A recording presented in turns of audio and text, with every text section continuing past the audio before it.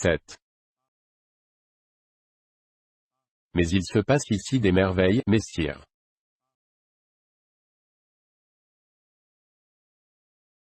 D'une comédie de Petite Russie. Des événements singuliers s'étaient déroulés sur le champ de foire. Il n'était bruit sur toute la place que du cafetan rouge qui aurait fait son apparition, l'on ne savait trop où, dans le fouillis des marchandises.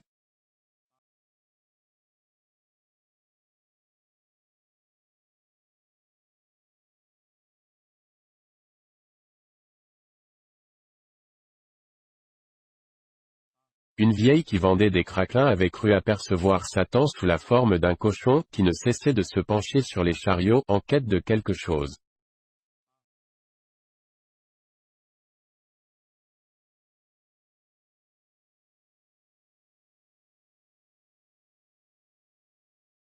La nouvelle se propagea rapidement dans les coins et recoins du campement plongé dans le silence, et chacun aurait tenu pour crime le moindre doute sur ce que comptait la débitante de craquelin, bien que celle-ci, dont l'étalage se dressait tout contre la tente d'un tavernier, n'eût du matin au soir cessé de multiplier sans nécessiter les révérences, ni de tracer en marchant des huit, rappelant la forme de ses produits délectables.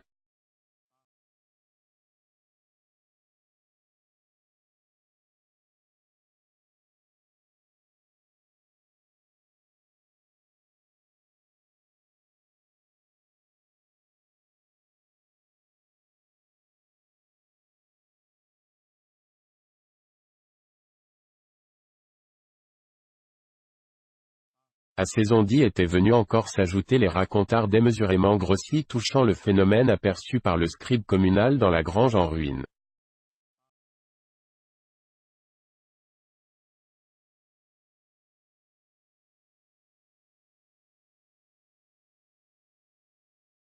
Tant et si bien que dans la soirée il n'y avait personne qui ne cherchât à se rapprocher autant que possible de son voisin. C'en était fait de la tranquillité, et la frayeur interdisait à chacun de fermer la paupière.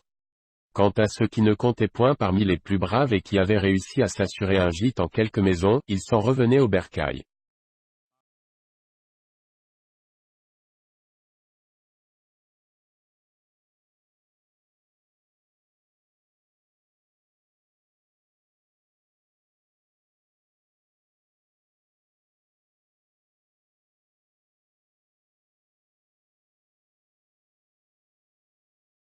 De leur nombre se trouvaient Tchérévik, sa fille et le compère, qui, pêle-mêle avec des gens venus s'enfourner chez lui sans y être autrement invités, avaient frappé si fort, causant ainsi de telle peur à notre Cavronia.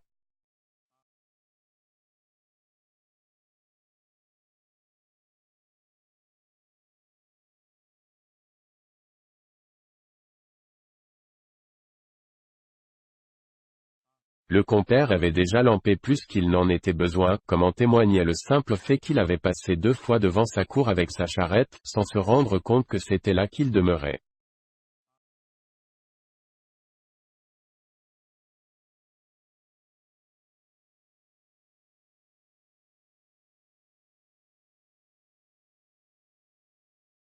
Les autres ne portaient pas le diable en terre, eux non plus, et ils franchirent sans cérémonie le seuil, bien avant le maître de la maison.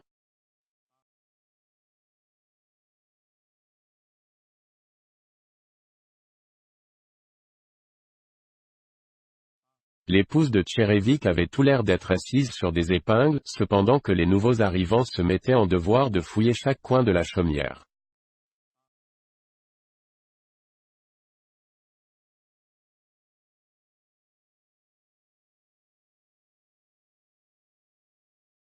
Et quoi, ma commère, s'exclama le patron dès le seuil, trembles-tu toujours de fièvre?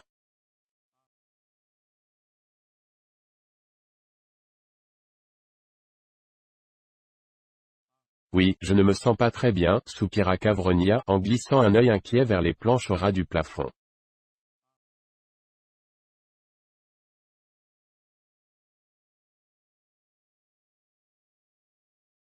Or ça, mamie, dit alors le compère à sa moitié survenu sur ses talons, ramène-nous donc le tonnelet qui se trouve dans la charrette, N.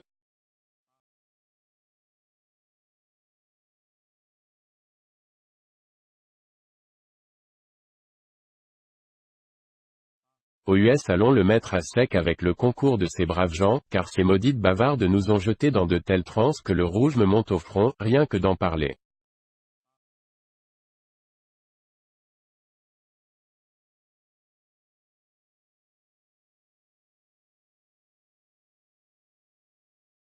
Car enfin, frère, j'en prends Dieu à témoin, nous nous sommes réfugiés ici sans la moindre raison qui vaille, poursuivit-il en vidant à petits coups son écuelle d'argile.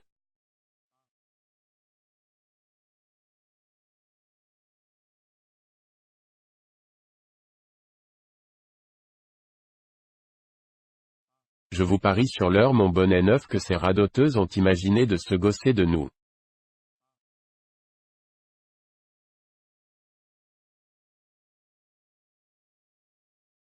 Et quand bien même il s'agirait effectivement de Satan en chair et en os, la belle affaire.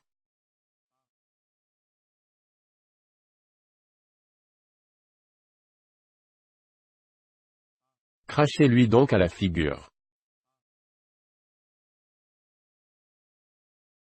S'il lui prenait fantaisie de surgir ici, par exemple, devant moi et à la minute même où je parle, eh bien, que je sois un fils de chien si je ne lui fais pas la nique à son propre nez.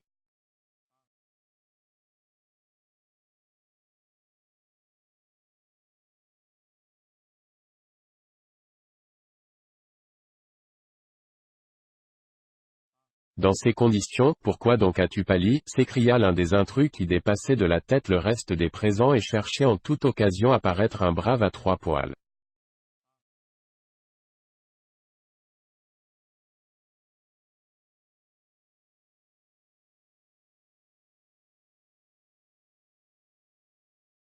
Qui ça, moi? Dieu te préserve, mais tu rêves.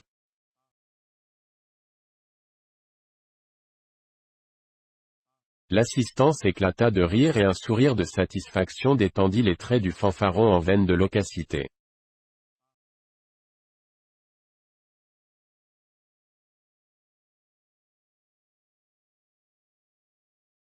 Et comment ferait-il pour pâlir maintenant, dit un autre.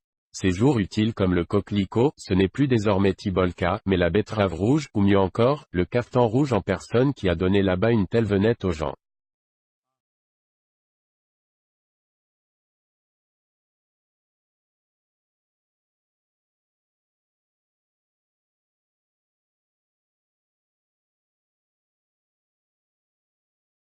Le Tonnelet refit le tour de la table et renforça d'autant l'humeur joviale des buveurs.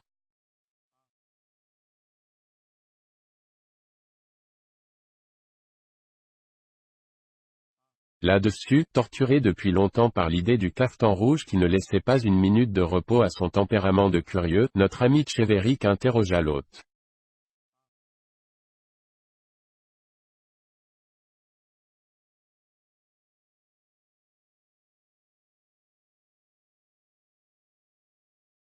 Éclaire-moi, de grâce, compère.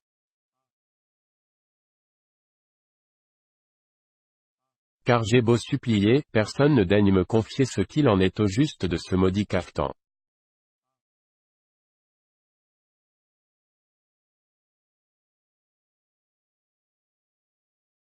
Et là, compère, cette histoire, il vaut mieux ne point la conter à la nuit close, et je me tairai n'était mon envie de te plaire, ainsi qu'à ces braves gens, ajouta-t-il à l'adresse des invités, qui brûlent comme toi, ce me semble, d'être renseignés sur cette chose merveilleuse. Eh bien, qu'il en soit donc selon votre volonté.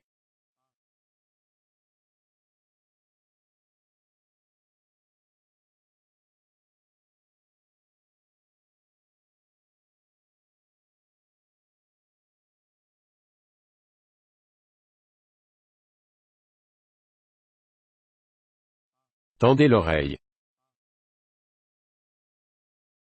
À ces mots, il se gratta l'épaule, se torcha les lèvres du pan de son vêtement et les deux mains sur la table, y alla de son récit.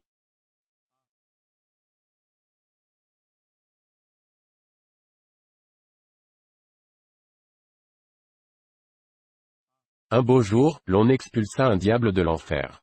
Pour quel méfait, ma foi de Dieu, je l'ignore, toujours est-il qu'on l'en chassa.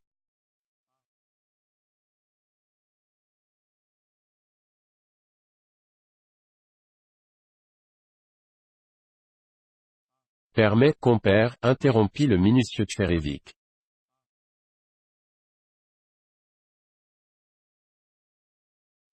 Comment se fait-il qu'on n'ait jamais renvoyé un diable de l'enfer?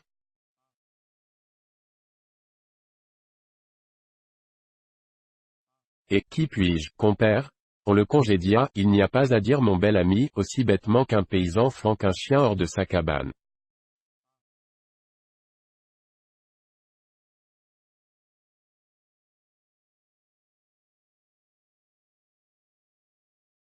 Peut-être qu'une lubie l'avait poussé à s'atteler à une œuvre pie, et hop, on lui montra la porte.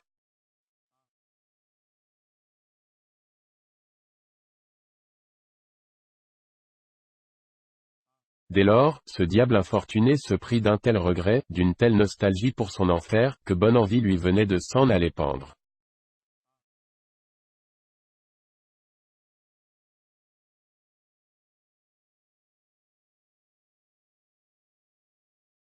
Que faire, se dit-il. Noyons la peine dans le vin. Il établit justement ses pénades dans cette grange qui tombe en ruine, comme tu l'as vu, au pied de la colline, et le long de laquelle pas un homme ne passerait de nos jours sans s'être mis sous la sauvegarde du signe de la croix. Mon diable devint un si fieffé bambocheur que tu chercherais en vain son égal parmi nos jeunes gens. Du matin au soir, et jour après jour, il cirait de ses culottes les bancs des auberges.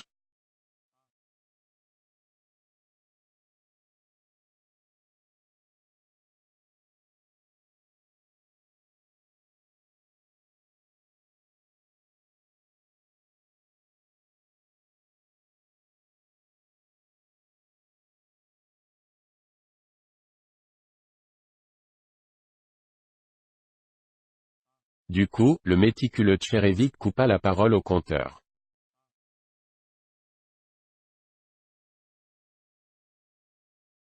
Dieu sait ce que tu racontes, compère.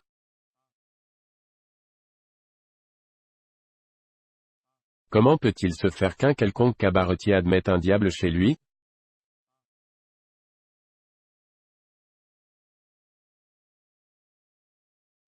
Car enfin, le démon a, grâce à Dieu, des griffes aux mains et des cornes sur la tête?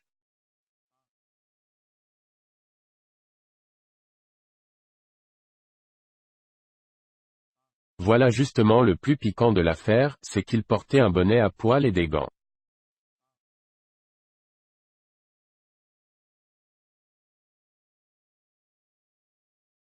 Va-t-on le reconnaître dans ces conditions?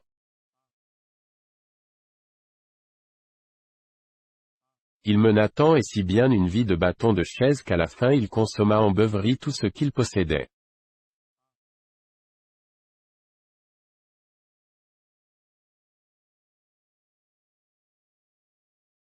Et il fallut mettre en gage son cafetan rouge pour le tiers paraît-il de sa valeur, chez un juif installé à l'époque comme débitant à la foire de Sorochigné.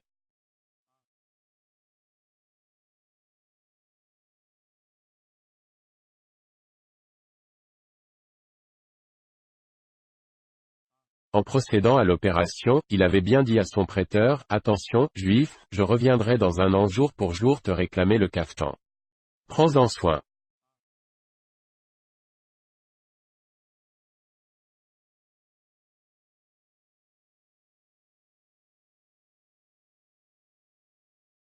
Sur quoi il disparut, comme aspiré par de l'eau.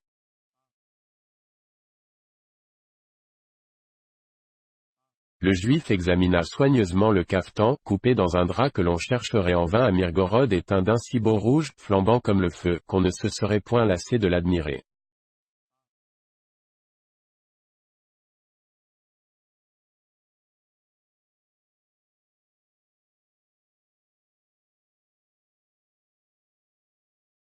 Le juif se prit à languir d'impatience bien avant le terme de l'échéance.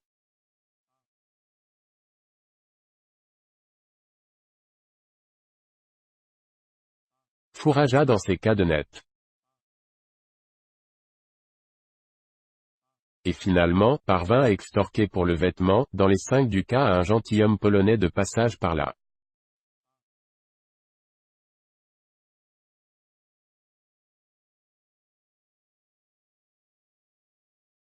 Or, il arriva qu'un beau soir, entre chien et loup, un inconnu se présenta chez lui.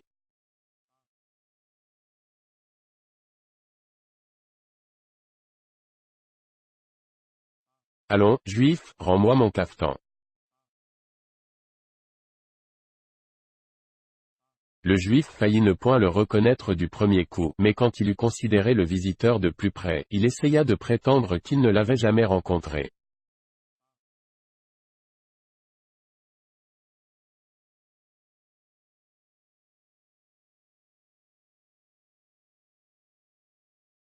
Quel cafetan? Je n'ai aucune espèce de cafetan qui t'appartienne.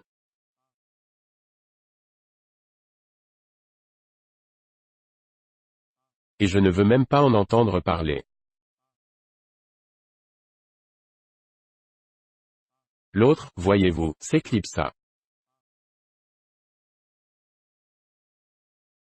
Seulement, cette même nuit, au moment où, après avoir verrouillé sa tanière et compté l'argent en caisse, le Juif jetait un drap sur ses épaules et commençait à faire oraison à la façon de ses coreligionnaires.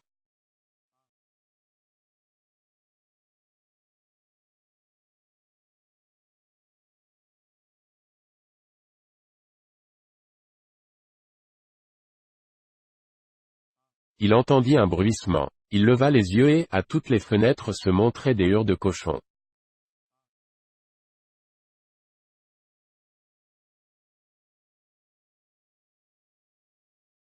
À cet instant précis, on ouït de fait un son indistinct, imitant à merveille le grognement du porc.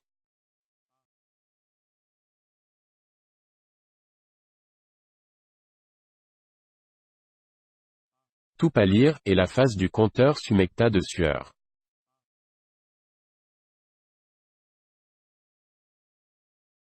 Qu'est-ce qui a fait ça? Demanda Tchérévik, en proie à l'épouvante.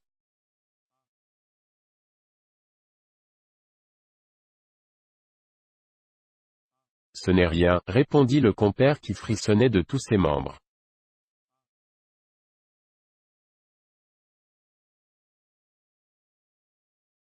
Hein, dit l'un des assistants. C'est toi qui as parlé? Mais non. Qui donc alors a grogné? Dieu sait de quoi nous nous alarmons.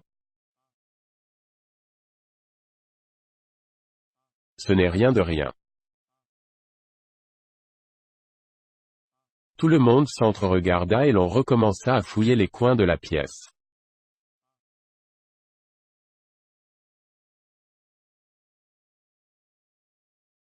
À l'exception de Cavronia, plus morte que vive.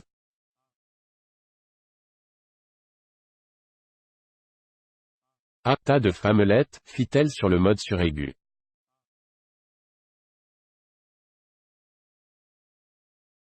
Vous appartient-il de passer pour des Cosaques et de vous croire des maris?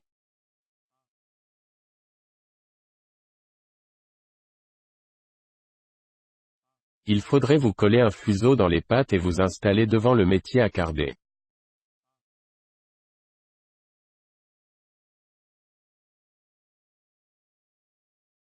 L'un de vous a peut-être pété, Dieu me pardonne, ou bien un banc aura craqué sous quelque derrière, et vous voilà tous à vous démener comme des toqués.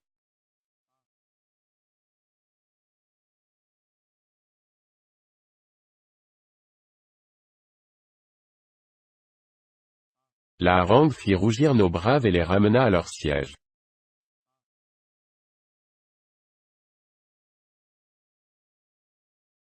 Le compère but un coup à son gobelet et reprit le fil de son récit.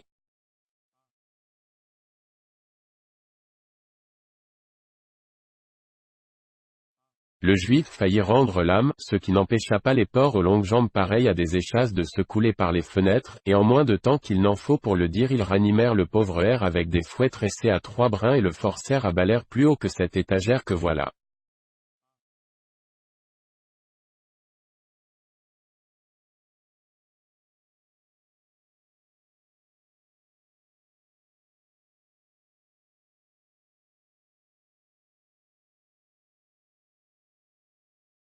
Le Juif se prosterna à leurs pieds et se confessa de tout.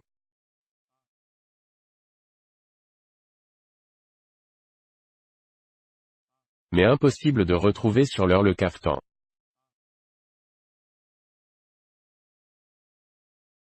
Un tzigane l'avait volé au gentilhomme en cours de voyage et l'avait vendu à une marchande à la toilette. Celle-ci avait ramené l'habit à la foire de Sorochignet, mais à partir de ce jour-là, il ne se trouva aucun chaland pour lui acheter quoi que ce fût.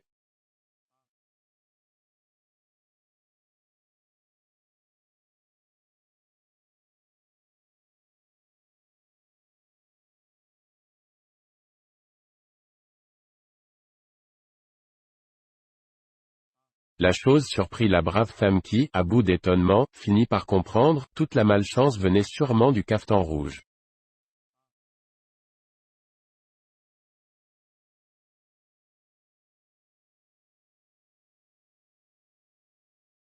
Ce n'était pas pour rien qu'en l'essayant, elle avait senti un poids qui l'oppressait.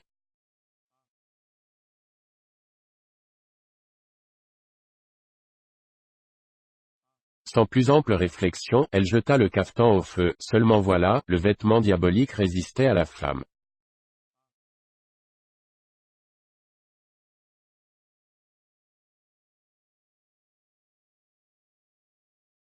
Oh à chaud, se dit-elle, mais j'ai affaire à un cadeau du démon.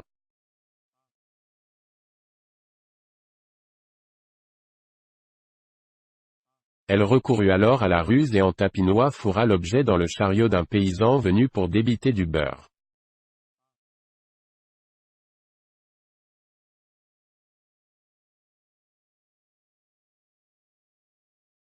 La découverte remplit d'aise le maître sot, mais plus personne maintenant ne s'inquiétait de sa marchandise.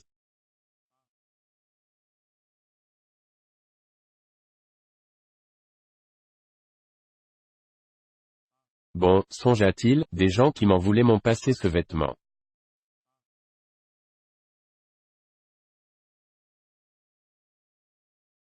Il empoigna sa hache et coupa l'habit en lambeaux. Oui, mais chaque lambeau rampait pour se recoller à son voisin, en sorte que le cafetan sortit indemne de l'opération.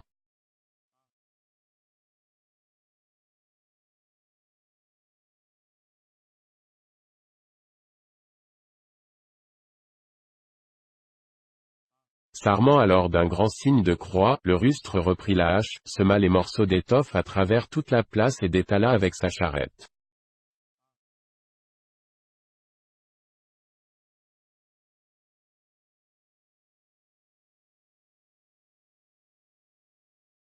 Mais depuis ce jour, chaque année à l'époque de la foire précisément, le diable à hure de cochon parcourt ce terrain, et grogne en quête des débris de son cafetan.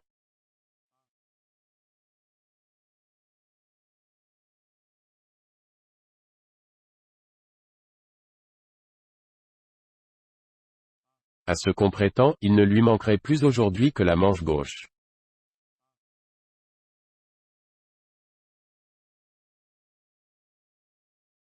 Depuis ce temps-là, on s'abstient de passer par cet endroit et pas une foire ne s'y était tenue au cours de ces quelques 10 années.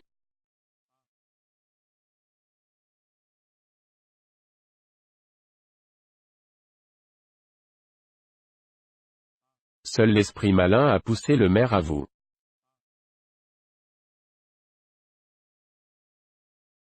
L'autre moitié du mot expira sur les lèvres du narrateur. La fenêtre s'était ouverte avec impétuosité, dans un fracas de tonnerre, les vitres tintinabulèrent en sautant hors du châssis et une horrible hure de cochon apparut, roulant les yeux comme pour demander, « Mais qu'est-ce que vous faites donc ici, braves gens ?»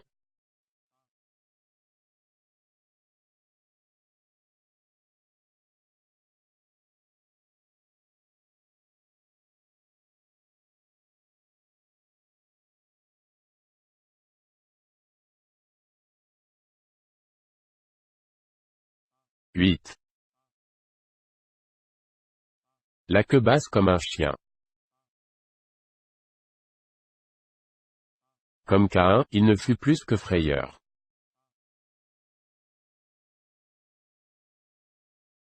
Une roupie lui perla au nez. Kotlyarevski, l'Énéide. L'épouvante avait cloué sur place tous ceux qui se trouvaient dans la maison.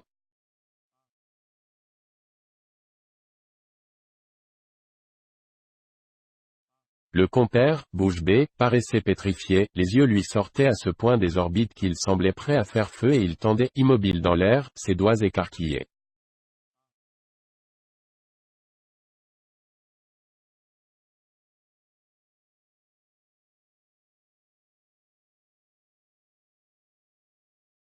Pris d'une terreur désormais rebelle à tout apaisement, le fanfaron de haute taille avait bondi jusqu'au plafond, cognant de la tête les traverses de l'étagère. Les planches cédèrent et le fils du Pope chute sur le sol dans un grand charivari de tessons.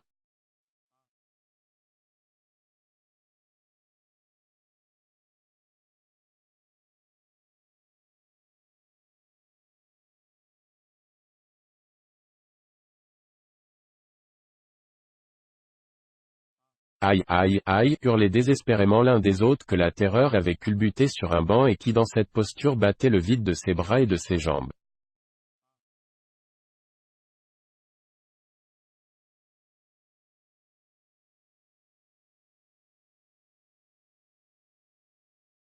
Au secours, bramait à plein gosier un autre, précipité dans des transes mortelles et qui se blottissait sous sa pelisse en peau de mouton.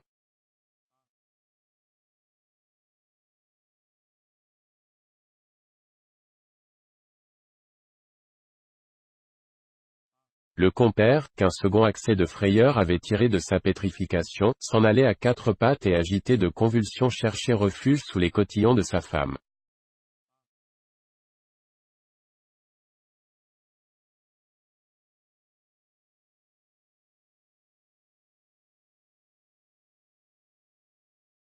Le bravache efflanqué s'insinua dans le poêle, malgré l'exiguïté de l'ouverture, et rabattit sur lui le couvercle.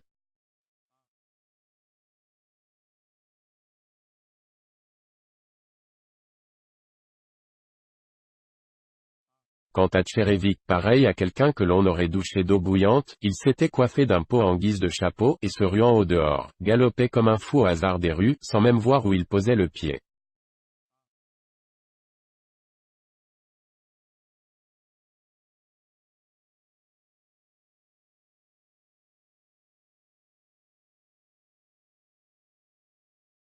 Seule, la fatigue le força à ralentir l'allure.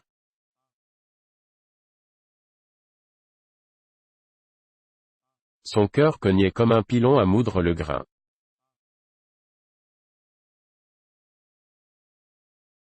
Et dans son épuisement il était sur le point de défaillir. Soudain, il lui sembla entendre qu'un inconnu lui donnait la chasse.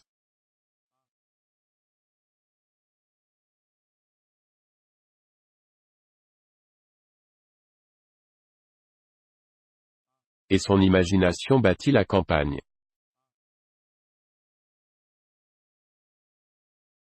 Le diable, c'est le diable, vociféra-t-il, hors de lui et décuplant ses efforts, mais un instant après il s'écroulait sans connaissance.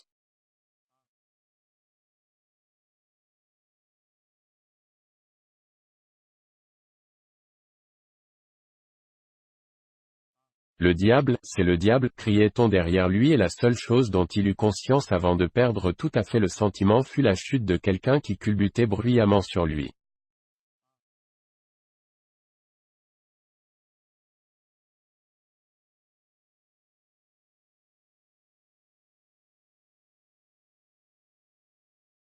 Dès lors, il demeura muet et sans mouvement au beau milieu de la route, comme le pitoyable occupant d'un étroit cercueil.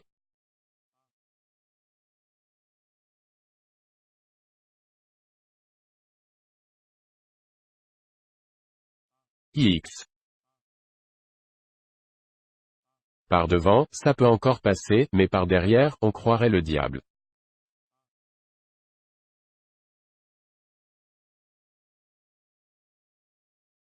D'un conte populaire. Entends-tu, Vlas, disait en se relevant en pleine nuit l'un des innombrables dormeurs à la belle étoile.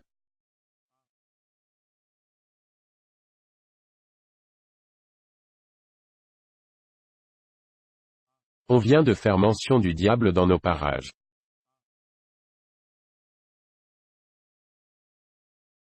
Et que m'importe, grommela tout en s'étirant le tzigane étendu à ses côtés.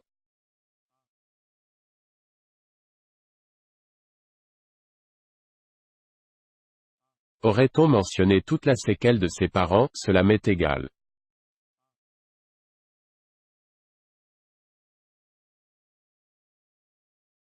D'accord, mais le particulier a crié comme si on l'étranglait.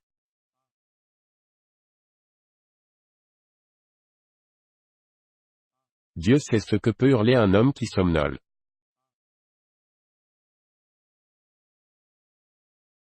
Comme tu voudras, mais il faudrait pourtant y jeter un coup d'œil.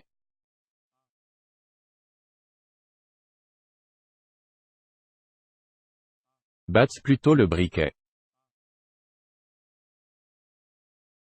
L'autre tzigane se planta debout en bougonnant, s'éclaira à 2 reprises d'étincelles fugaces comme des éclairs, attisa l'amadou en soufflant dessus, puis muni de ce tesson bourré de graisse de mouton que l'on emploie en guise de veilleuse en Petite Russie, il marcha en tête pour reconnaître le chemin.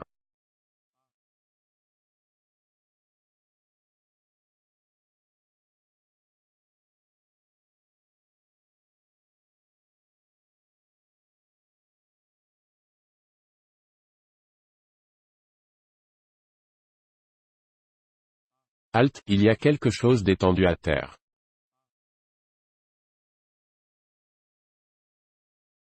Donne de la lumière par ici. Sur ces entrefaites, plusieurs individus avaient rejoint les tziganes.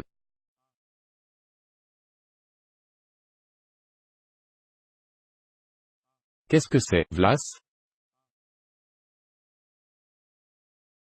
Ça m'a l'air de 2 personnes, l'une par-dessus l'autre.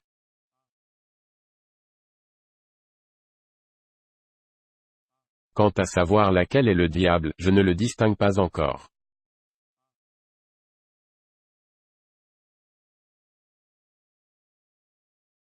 Qui est dessus?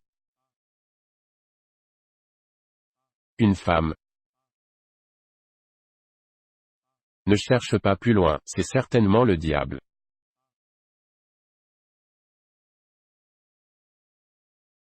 La bruyante hilarité de ces gens faillit réveiller la rue entière.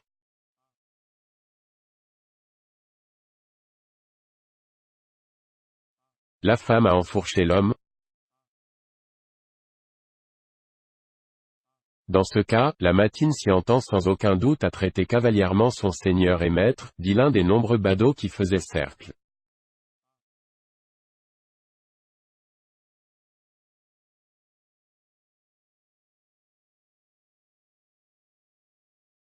Regardez donc, les amis, ajouta un second, relevant un fragment de peau dont l'autre moitié, demeurée intacte, encerclait le crâne de Tchérévik.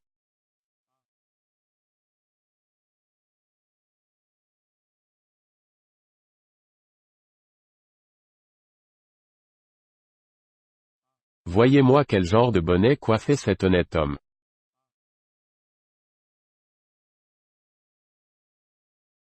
Le brouhaha grandissant et les cascades de rire rappelèrent à la vie les cadavres. Solopi et son épouse qui, tout émus de leur terreur récente, dardèrent longtemps encore des yeux arrondis par l'effroi sur les faces basanées des tziganes.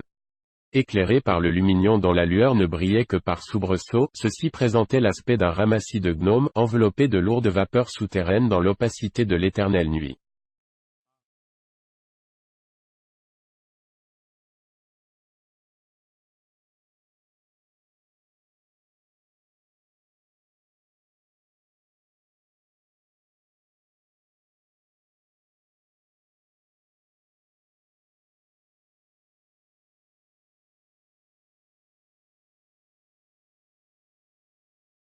X.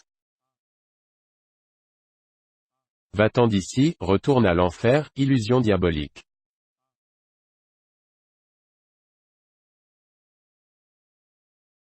D'une comédie de Petite Russie.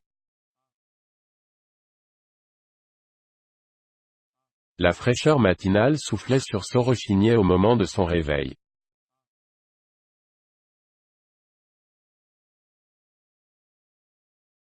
Des tourbillons de fumée montaient de toutes les cheminées à la rencontre du soleil qui venait de faire son apparition.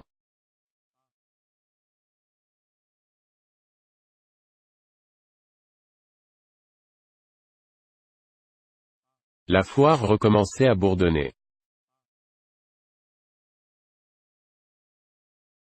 Bêlements, hennissements, clameurs d'oies et de marchandes planaient encore d'un bout à l'autre du campement et les commérages terrifiants qui, aux heures mystérieuses où régnaient les ténèbres, avaient causé une telle panique dans le populaire, étaient oubliés dès la prime aurore.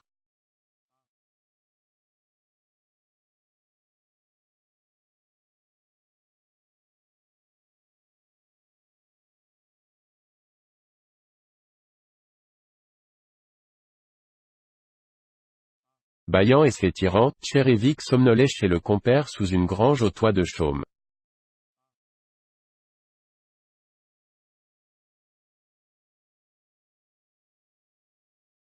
Et selon toute apparence n'éprouvait pas la moindre envie de s'arracher à ses rêvasseries, quand tout à coup lui parvint une voix aussi familière que le poêle béni de sa chaumine, refuge de sa fainéantisse, ou bien l'auberge d'une parente éloignée qui s'ouvrait à 10 pas tout au plus de son seuil.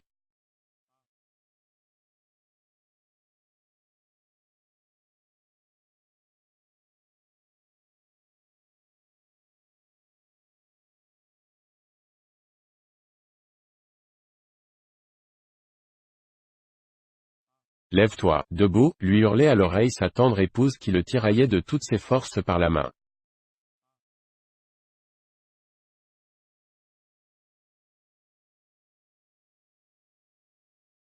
Pour toute réponse, Tchérévik gonfla les joues et commença à remuer les bras comme s'il battait le tambour.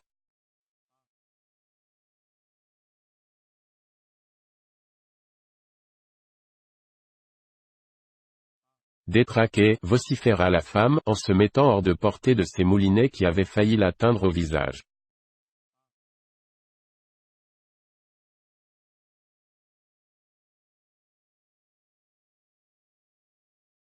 Tchérévik se leva, se frotta un instant les yeux et laissa ses regards errer autour de lui.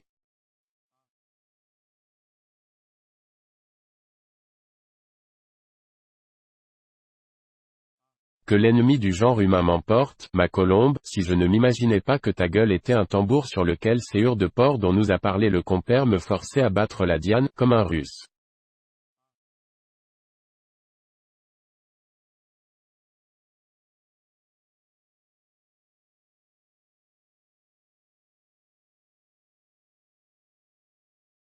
Suffit, assez d'éviter de sottises.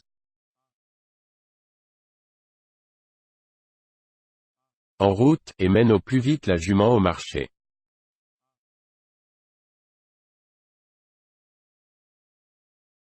Vrai, nous donnons de quoi rire aux gens. Nous sommes venus à la foire et n'avons même pas vendu une poignée de filasse.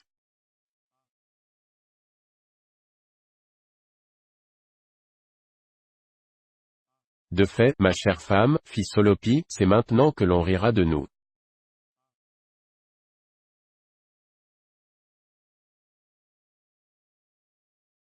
Allons, marche. On n'a pas attendu aujourd'hui pour rire de ta tête.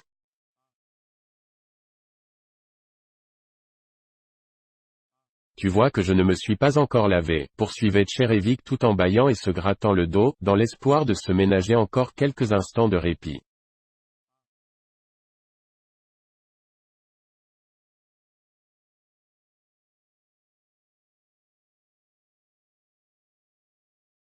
Cette lubie de propreté te prend bien mal à propos.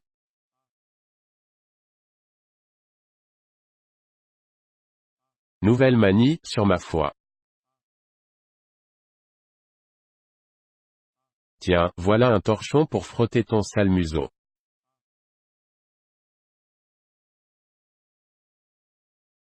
Ce disant, elle ramassa un chiffon roulé en boule qu'elle rejeta bien vite avec épouvante, c'était un bout de manche provenant d'un cafetan rouge.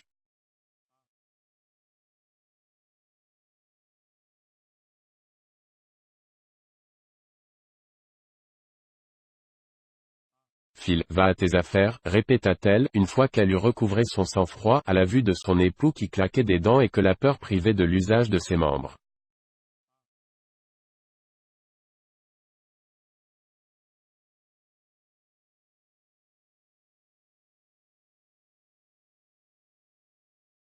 La belle vente que je ferai maintenant, bougonnait-il en détachant sa jument et la menant au marché.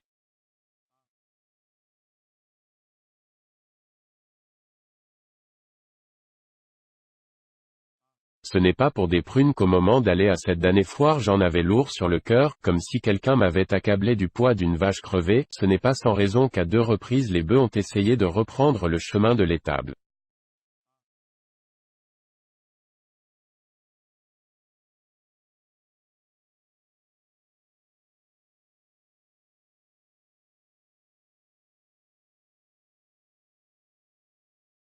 Eh bien, tout se tourne contre moi. Et quel entêtement est le sien, à ce diable maudit.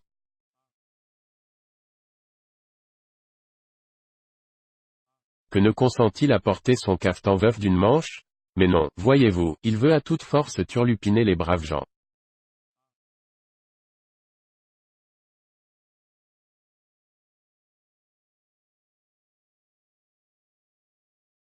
À supposer que je sois un diable, Dieu veuille m'en préserver, me mettrai-je à vagabonder la nuit à la recherche de chiffons ensorcelés?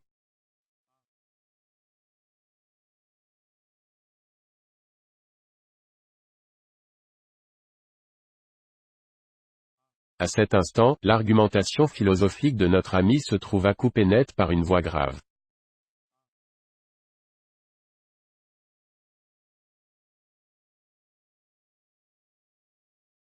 Un tzigane de haute taille se tenait devant lui.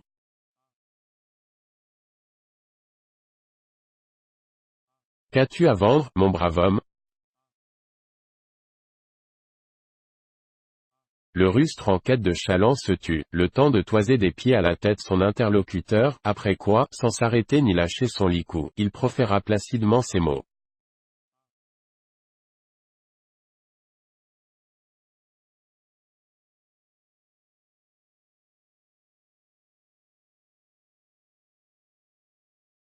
Tu le vois bien de tes propres yeux. Des cordes, demanda le tzigane, l'œil fixé sur la longe que l'autre avait en main.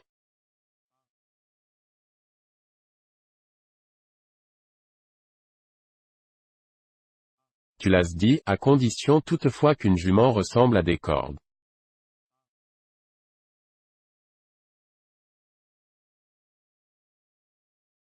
Il me semble, pays, que ta bête n'a que de la paille pour toute nourriture.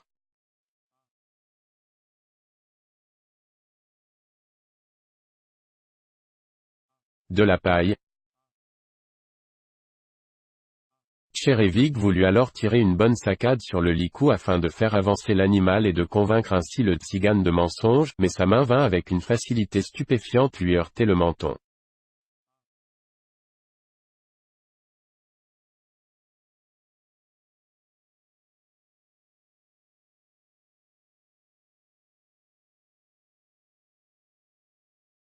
Il se retourna, il n'avait au point qu'un débris de longe, avec au bout, horreur.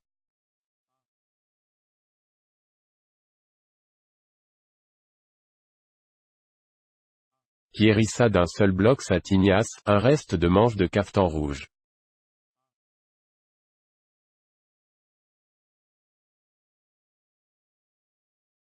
Il cracha par terre, puis se signant, il détala, main ballante, loin de ce cadeau inopiné, et plus leste qu'un jeune homme se noya dans la foule.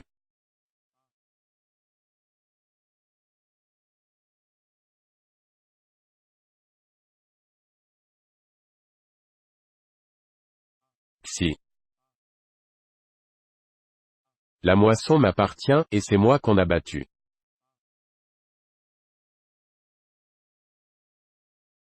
Proverbe. Attrapez-le, crièrent quelques gaillards à cette extrémité de la rue qui s'étranglait en boyau, et Tchérévik se sentit maintenu par plusieurs poignes solides.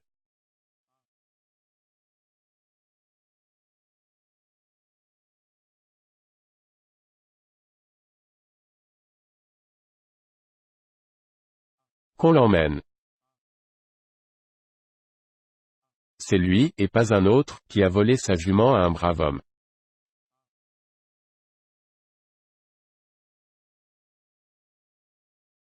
Dieu vous ait en sa garde. Qu'est-ce qui vous prend de me garrotter? Belle demande. Et pourquoi as-tu dérobé la jument de Tchérévik, paysan de passage en cette ville?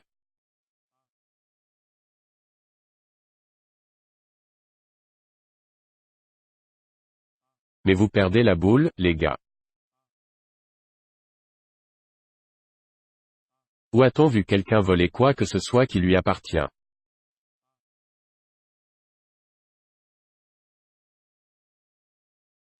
Tes arguments sont si vieux qu'ils montrent la corde.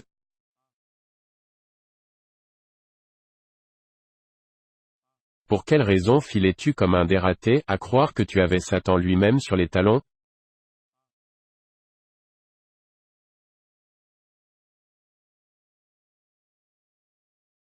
On est bien forcé de détaler, quand un vêtement diabolique.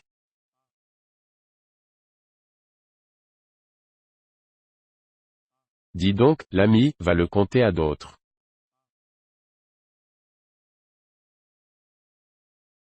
Le maire devra t'infliger une peine supplémentaire pour t'apprendre à effrayer les gens avec des diableries.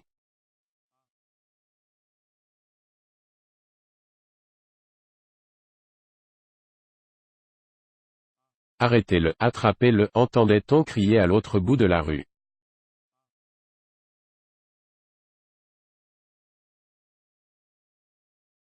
Lui, là-bas, celui qui court. Et notre Tchérévik découvrit le compère dans une situation tout aussi pitoyable, les mains liées derrière le dos, sous l'escorte de quelques valets de ferme.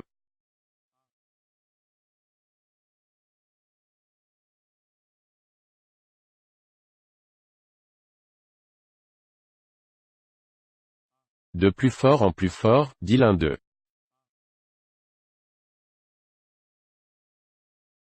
Si vous aviez oui ce que débite ce coquin.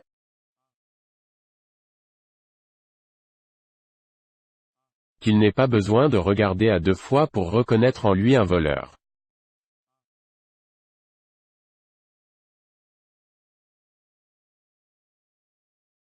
Quand on lui a demandé pour quelle raison il galopait comme un forcené, il a répondu, j'ai mis la main à ma poche dans l'intention de prendre une prise et au lieu de ma tabatière j'en ai retiré un lambeau de cafetan du diable tout pétillant d'étincelles rouges, et de d'étaler à toutes jambes.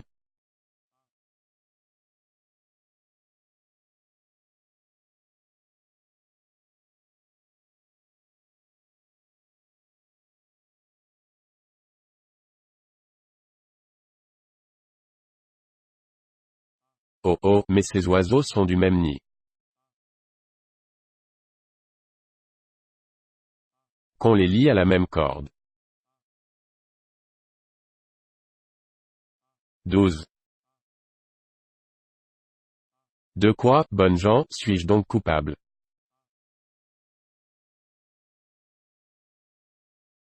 Pourquoi m'étouffez-vous, disait notre infortuné.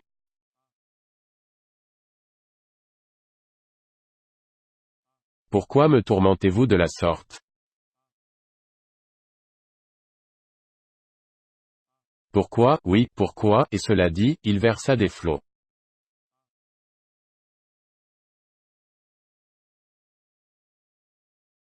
Des flots de larmes amères, en se mettant les poings sur les hanches.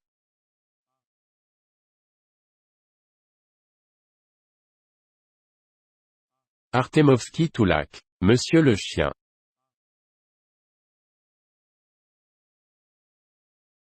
Peut-être bien, compère, que tu aurais de fait subtiliser quelque chose.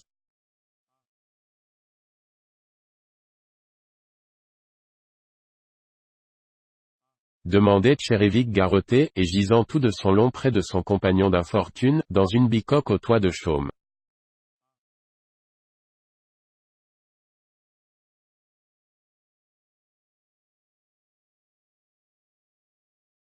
Toi aussi, compère, tu déraisonnes comme les autres.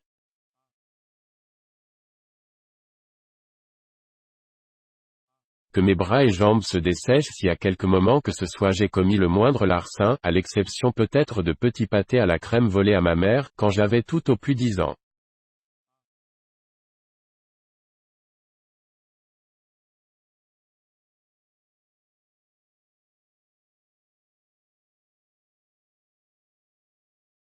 D'où vient donc, compère, qu'une telle calamité fonde sur nous?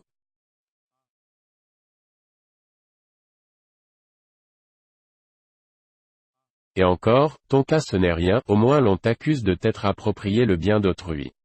Mais, pauvre de moi, en quoi ai-je mérité l'accusation calomnieuse dont on me charge, je me serais volé ma propre jument.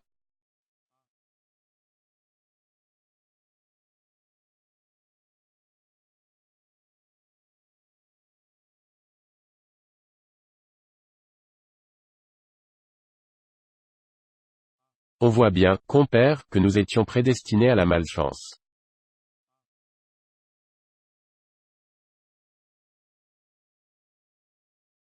Et là, nous sommes abandonnés de Dieu et des hommes.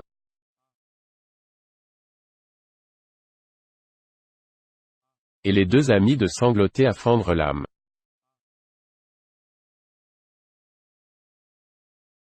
Qu'as-tu donc, Solopi, demanda Gridzko qui venait d'entrer.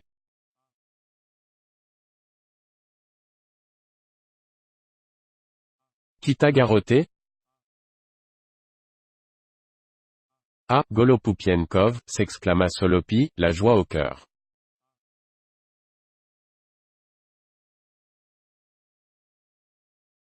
Voilà précisément, compère, le garçon dont je t'ai parlé.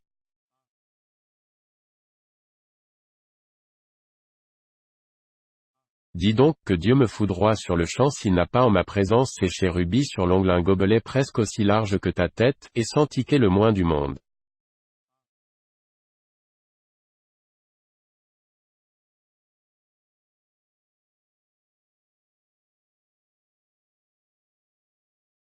Comment se fait-il donc, compère, que tu aies traité par-dessous la jambe un compagnon si parfait?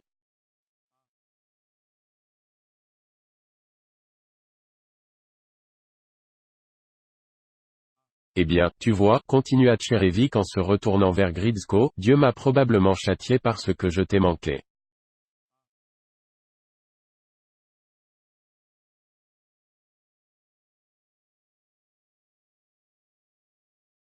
Pardonne-moi, brave jeune homme. Le ciel m'est témoin que j'aurais volontiers agi en tout point selon ta volonté.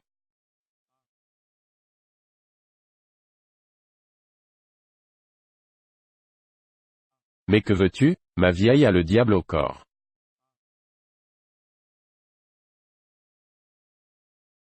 Je ne suis pas rancunier, Solopi.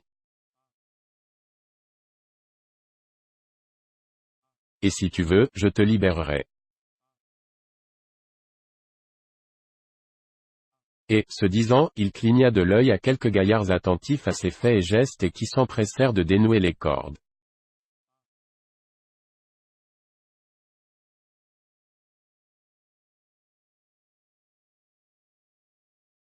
En remerciement, comporte-toi de ton côté comme il se doit.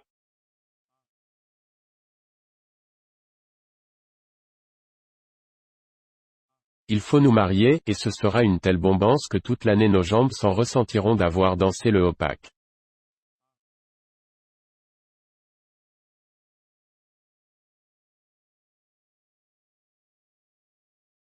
Bien, oh, que c'est bien parlé, s'écria Solopi en claquant des mains.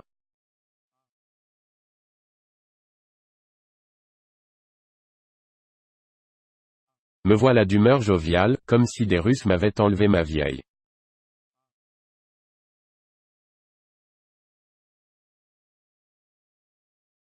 À quoi bon réfléchir davantage?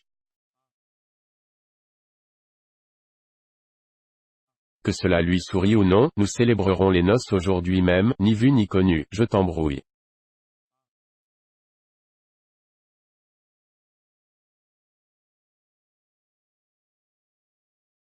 Attention, Solopi, j'arrive chez toi dans une heure.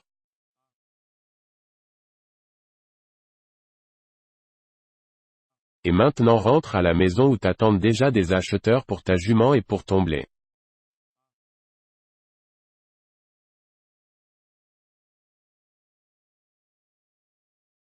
Comment, on aurait donc mis la main sur la jument?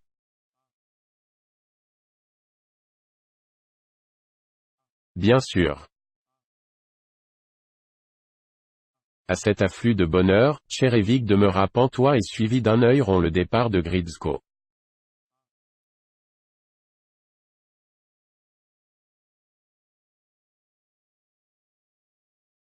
Eh bien, Gridzko, n'avons-nous pas gentiment mené notre affaire, dit le tzigane de haute taille au jeune homme qui s'éloignait à grands pas.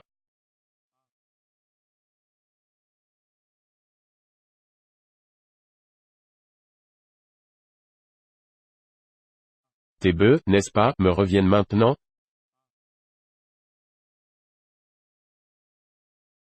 Certes oui, ils sont à toi. 13. N'aie pas peur, petite mère, n'aie pas peur.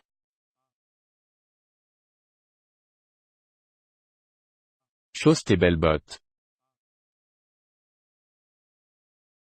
Foule tes ennemis aux pieds. Que les fers de tes bottes extinctes. Que tes ennemis se taisent. Chanson de noces. Son gracieux menton appuyé sur l'avant-bras, Paraska songeait toute seule, assise à la maison.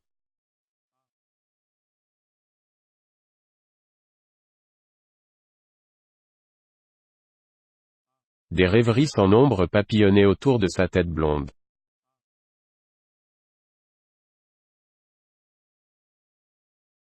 Tantôt un léger sourire affleurait brusquement à ses lèvres vermeilles, et alors on ne sait quel allègre sentiment allongeait l'arc sombre de ses sourcils, mais tantôt aussi, dès que sa méditation se voilait d'un nuage, il se fronçait sur les yeux lumineux d'un brun clair.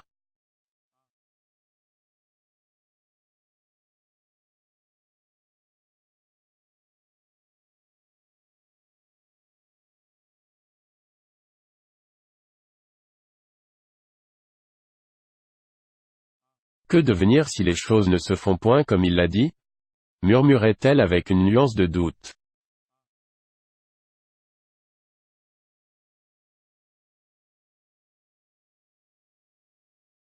Qu'en sera-t-il de moi si l'on ne me donne pas à lui?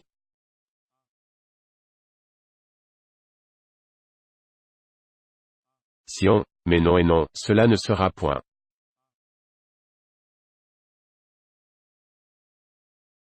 La marâtre agit toujours comme bon lui semble et moi, il me serait interdit de suivre ma volonté?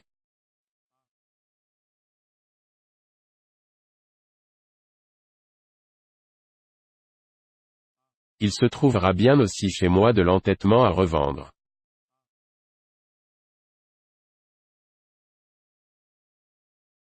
Qu'il est beau garçon. Comme il flambe merveilleusement, ses yeux bruns.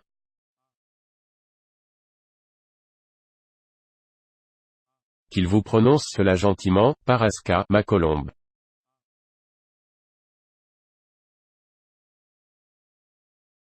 Et comme ce juste au corps blanc lui va. Il irait encore mieux si la ceinture était d'un ton plus vif.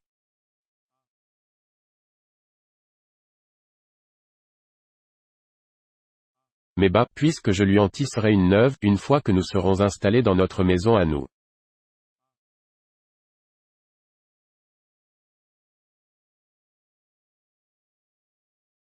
Poursuivait-elle en tirant de son sein un petit miroir encadré de papier rouge dont elle avait fait l'emplette à la foire et où elle contempla ses traits avec une intime satisfaction, qu'il me vienne alors de la croiser quelque part. Je ne la saluerais pour rien au monde, dut-elle en crever.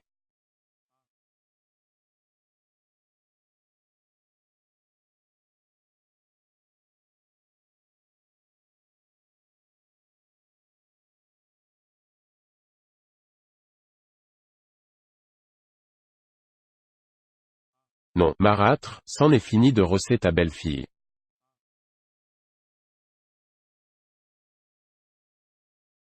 Le sable passera pour de la pierre, et le chêne se courbera au-dessus de l'eau comme le saule, avant que je m'incline devant toi.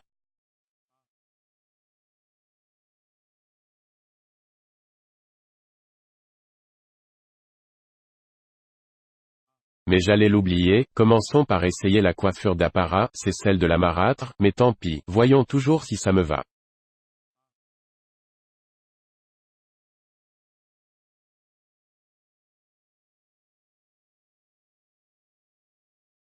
Alors elle se leva et penchant la tête vers la glace qu'elle tenait en main, elle déambula à travers la maison d'un pas mal assuré, comme si elle avait eu peur de tomber, car sous ses pieds elle ne voyait plus le sol, mais le plafond avec au ras des solives, cette étagère de planches d'où le fils du pop avait récemment dégringolé, et les rayons au mur avec leurs fils de peau.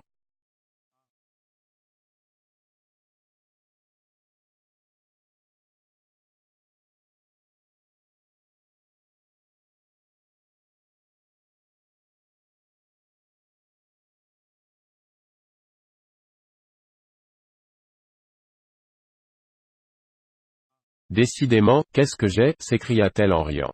Dirait-on pas que je suis une enfant? Comme si j'avais peur de mettre un pied devant l'autre.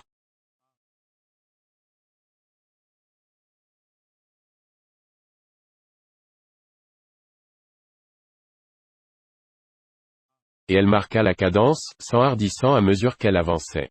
Elle finit par baisser la main qu'elle appuya à la hanche et se mit à danser au tintement de ses bottes ferrées, et le miroir elle entonna sa chanson favorite.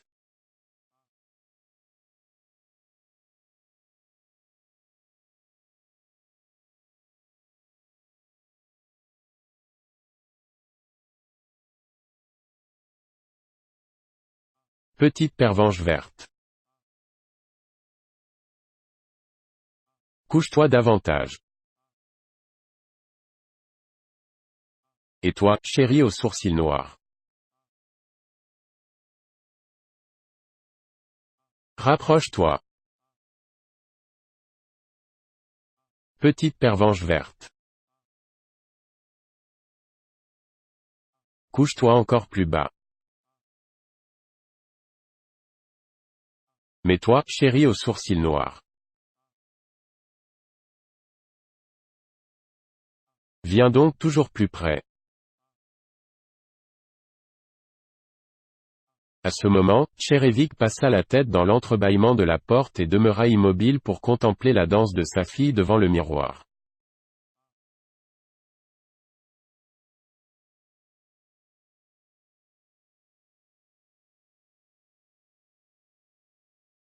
Il la considéra longuement, souriant du caprice inusité de la jouvencelle qui, tout à sa rêverie, semblait n'avoir conscience de rien. Mais dès que cette mélodie si familière vint à l'oreille du bonhomme, ses nerfs se tendirent, et se campant fièrement les deux poings sur les hanches, il bondit en avant et dansa aussi, en fléchissant les jarrets, oublieux de toute affaire sérieuse.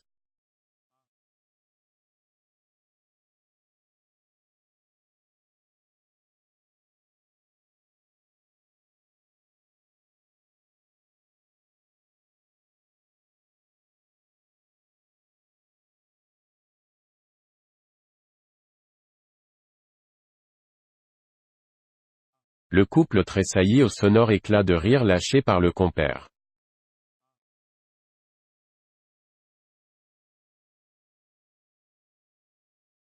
Voilà qui est fameux, le papa et la gamine ont ici ouvert le bal de noces.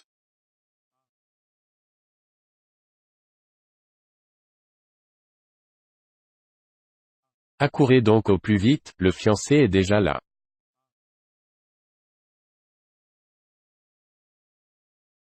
À ces mots, Paraska devint plus écarlate que le ruban qui lui ceignait les tempes, et son étourdi de père se rappela le motif de sa venue.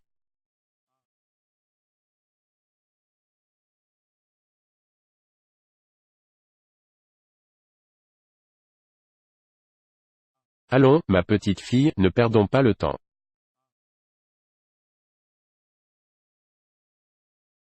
Ravi de ce que j'ai vendu la jument, ajouta-t-il en promenant autour de lui un regard d'inquiétude, qu'Ivria accourut s'acheter des jupons et toute espèce de colifichets, en sorte qu'il faudrait en finir avant son retour.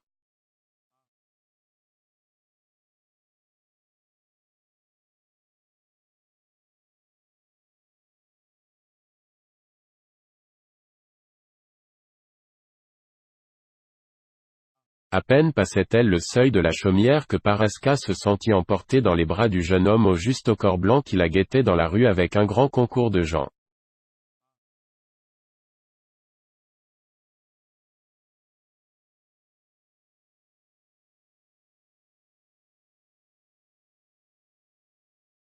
Ta bénédiction sur eux, Seigneur, dit Tchérévik en leur imposant les mains.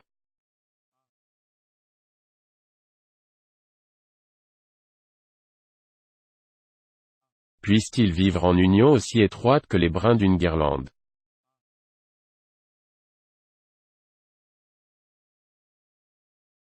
À ce moment, l'on entendit du bruit parmi les nombreux badauds.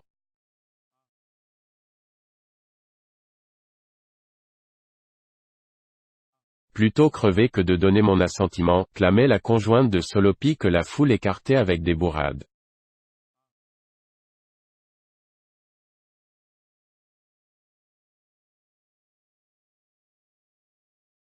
Ne te mets pas en fureur, femme, calme-toi, répondait placidement Tchérévik en constatant que de vigoureux tziganes tenaient les bras de la marâtre.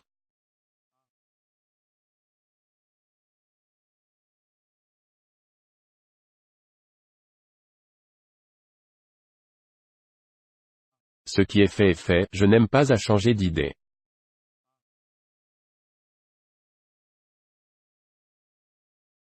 Non, non, cela ne sera point, s'égosillait Kivria, mais nul ne l'écoutait, et déjà plusieurs couples entouraient les jeunes mariés d'un cercle infranchissable de danseurs.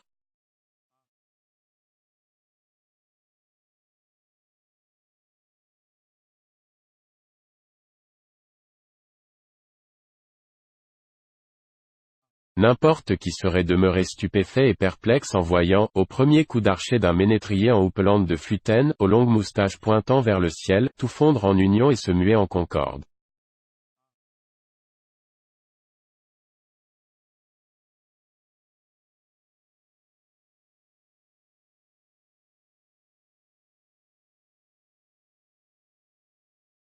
Des particuliers sur le morne visage desquels pas un sourire n'avait, selon toute apparence, glissé depuis la nuit des âges, tapaient rythmiquement du pied le sol, en roulant les épaules, pas un être qui n'entrât en giration et omit de danser.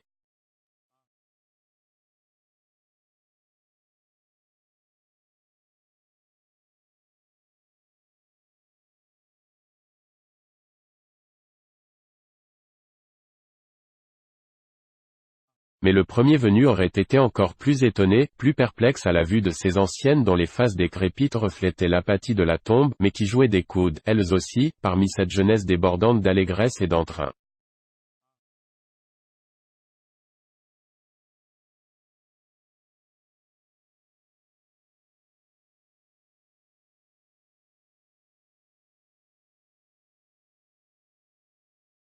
Morne, étrangère même à la joie puérile, à toute étincelle de sympathie dont la seule griserie, pareille à un mécanicien prêtant vie à un automate inerte, vous impose malgré tout quelques gestes humains, elle balançait doucement la tête, et cédant à l'ivresse générale elle balait à l'écart de cette multitude hilare, sans même un coup d'œil du côté des fiancés.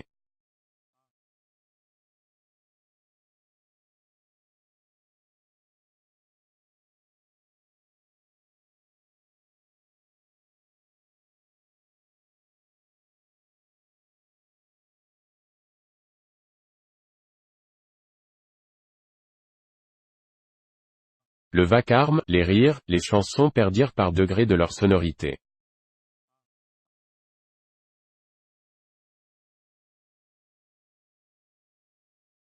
Le raclement de l'archet s'évanouit peu à peu, égrenant parfois de faibles sons indistincts à travers l'espace désert.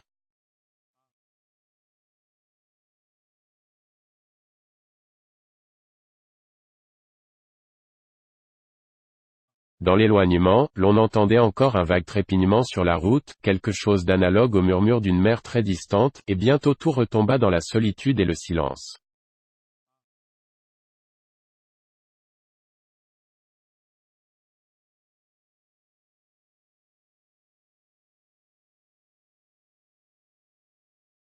N'est-ce pas ainsi que, visiteuse charmante et fantasque, la joie s'envole loin de nous?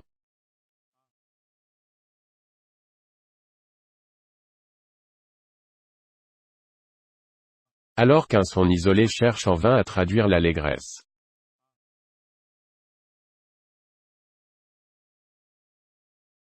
Et qu'en dépit de tous ses efforts cette note ne perçoit que mélancolie et vide absolu dans son propre écho?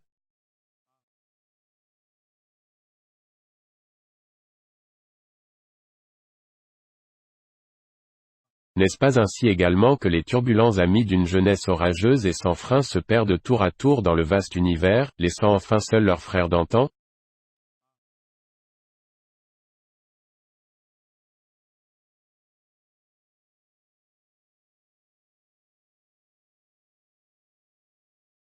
Combien l'existence fastidieuse pèse à l'abandonner.